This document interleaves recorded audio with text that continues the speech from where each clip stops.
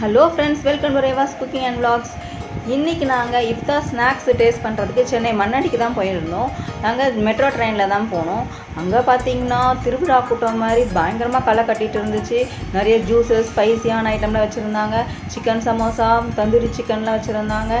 இங்கே பார்த்திங்கன்னா ஃப்ரெஷ்ஷாக மீட்டெல்லாம் ரெடி பண்ணி வச்சுருந்தாங்க. தேவைப்படுற போது அதெல்லாம் நல்லா டீப் ஃப்ரை பண்ணி கொடுத்தாங்க.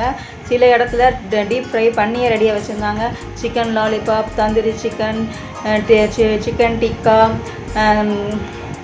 சீஸ் பால், சிக்கன் கேண்டி, அங்காமா சிக்கன், இந்த மாதிரி பல வெரைட்டிஸ் இருந்துச்சு.